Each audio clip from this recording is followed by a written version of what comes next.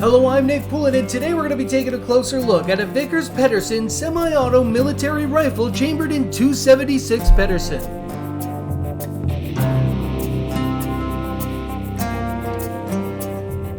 This rifle was manufactured in England after Vickers Armstrong had tooled up with the assistance of John Pedersen. Vickers had been watching the trials of these rifles in the US and felt that the US was close to adopting the design.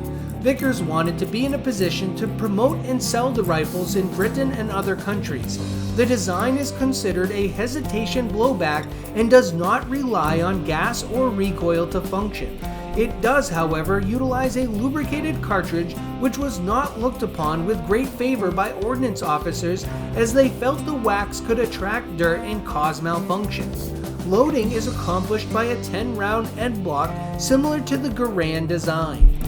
This example, serial number 45, has a 24-inch barrel with an aperture rear sight adjustable for windage and elevation with a blade front sight. The receiver is marked on the left side with the Pedersen address. The rifle has a walnut stock with pistol grip, grasping grooves, and ventilated openings located at the bottom of the forehead. The sheet metal upper ventilated handguard gives a sleek appearance to the rifle, and the upper barrel band carries the bayonet lug and stacking swivel.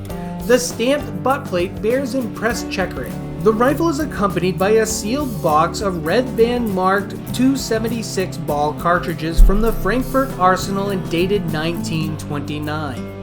The condition of this rare rifle rates very fine with strong mechanics. If you like this video and want to learn more about interesting military firearms, then visit our website at bullenauctions.com. And as always, don't forget to like and subscribe, stay safe, and send it downrange.